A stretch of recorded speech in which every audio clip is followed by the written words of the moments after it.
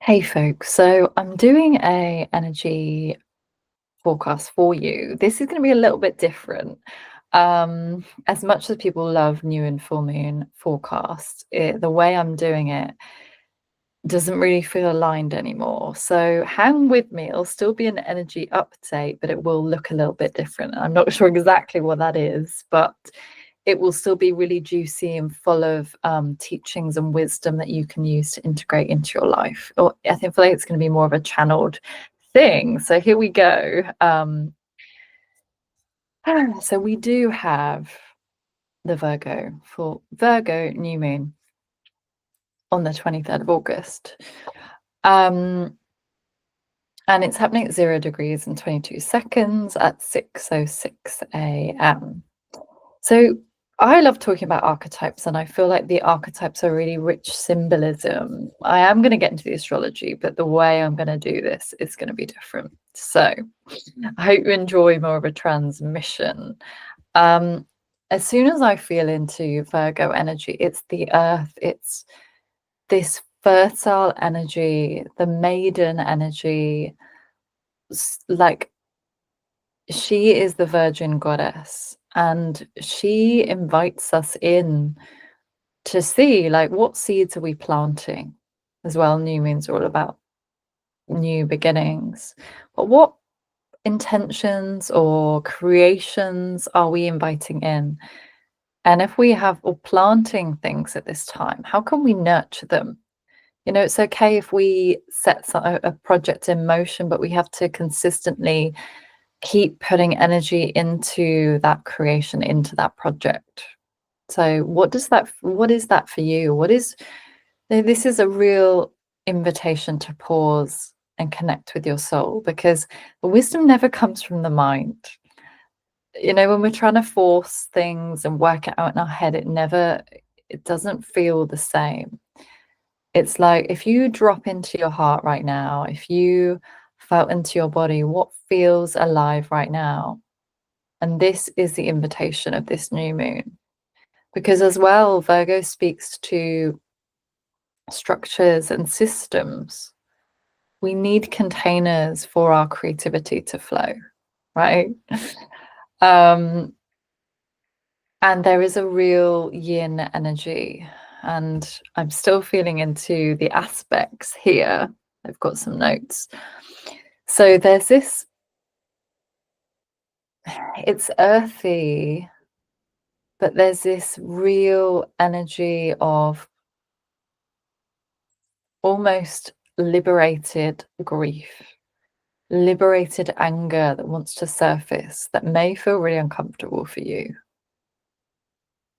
But know that's surfacing because it's ready to be released. Whatever is surfacing within us is ready to be looked at, ready to be healed in some way. So if you're feeling a little bit agitated or like there's some real frustration coming up, look at that. And often frustration, I know that emotion well. I was stuck in that for a long time, and it's a real, underneath that is like an impatience. It's like frustration's actually like we don't trust ourselves. We're not trusting the process.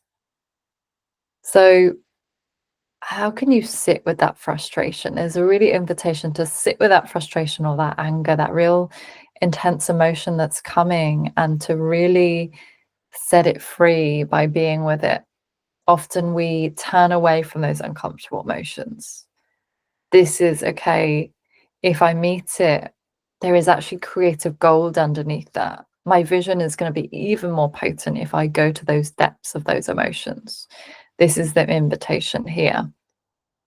And there is a real learning to go into the shadow here. Pluto is strong at this new moon. And it is that myth of Persephone going into the underworld, tending to the unconscious world, which I call your psyche, your shadow self, these parts of us that we have rejected in some way, we've suppressed in some way. They are wanting to be looked at through this very discerning lens of Virgo. And likely if you stick with that, it's going to bring radical truth, radical insights about something that you may have felt really stuck in for a long time, about maybe your state of energy, the way you're being. There's going to be real, like an awakening of some kind, of something that shakes you up so that you can really see what's going on here. Sometimes we need those moments to shake us, to cause us friction so that we can look at what's really going on. And likely the shadows at this new moon will be around where we are criticizing ourselves, where we're criticizing others, because whatever we are activated in by something, like what is activating us in somebody else is what we need to look at and own in ourselves. This is where that shadow work comes in, which I talk a lot about. And until you meet those parts, we are fragmented, that there's these parts of us that are kind of just there, and that stops us from being fully authentic because we're still filtering. Because if we can't fully own all the parts of us, we're not actually being our true selves. If you can't look at the shame, if you can't look at the anger, there are parts of you that are disembodied. So being embodied means accepting it all, accepting the darkness, because as humans we are light and dark, and that is a truth. If you're stuck in like I'm perfect, then leave that out. That does not serve you in any way right now. Admit that you're human, you're raw, you're messy, you're vulnerable, and this new moon is going to probably stir something up. So it's good to be aware of it and know that it's stirring something up for deeper liberation, deeper truth. Yeah, and we're being tested with our boundaries as well. Things might feel like elusive boundaries, like, oh, I put the boundary in and somebody's not honoring it. Okay, go deeper. What is that actually about? Maybe you didn't express the boundary clearly enough. Maybe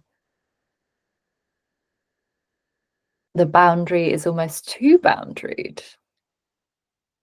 You know, there's something there that needs to be looked at if it's boundary. And also this vibe of limiting yourself, limiting your expression, limiting the way you share your emotions.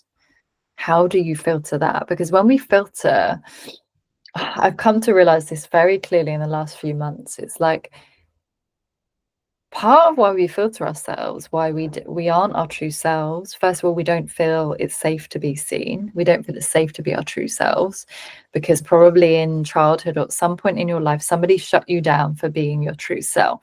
So you hid that part away and you internalize it's not safe to be my true self, right? Until you learn and you practice and you're in spaces to show your nervous system around people that support you, that are your people, oh, it's safe to be seen because I'm received with love and I can be received with love. And second, the unfiltering, when we filter ourselves, like mask ourselves, it's a protective mechanism. It's like I'm in control. It's a fear of being intimate with people, a fear of maybe losing people, losing yourself. If you're somebody that struggled with like sense of self, like having an identity in this world, then it can be hard to be fully seen. And we can filter ourselves when we're actually not around the right people. So just check in. I know that's a hard truth, but look at, who is it you're filtering yourself around? Do you actually feel safe with those people? Maybe you don't really feel seen and heard by those people. And I'm sure there is an example of somebody that you feel really safe with, that you can be your unfiltered self with. Find more of those people, right? This is what this journey is about. Massively helps find your community. Yeah.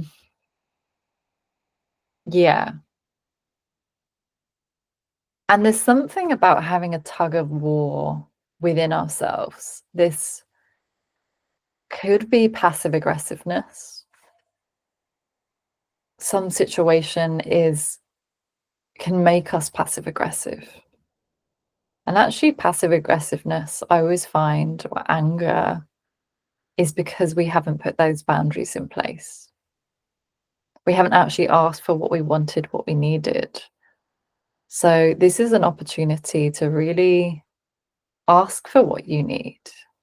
So many times we just think people are psychic, can read our mind. Yeah, we can be telepathic and in tune, but have you clearly expressed what you need? And maybe it's around those needs or around this vision, this seed that you're planting at this new beginning. How can those people support you with that? Is it holding you emotionally in that? Is it asking how it's going? Is it something practical that you need help with? But that shadow of Virgo is very much about this over criticism, over criticizing yourself, judging yourself, going too much into perfectionism, which then kills creativity because it doesn't allow it to flow. There's a control with perfectionism. So, really allowing yourself to be in the messiness. And when that perfectionist comes in, meeting it with love, meeting it with acceptance, because that is how it will shift. It's not about forcing it and trying to change it, it's meeting the perfectionist with love. I feel like this was a quick one, but this is what I have for you for this new moon in Virgo. I hope you enjoyed it. Do let me know what is resonating from what I've shared. Share in the comments below. And don't forget to hit that subscribe button so that you are notified of all the videos I share on this channel. See you later.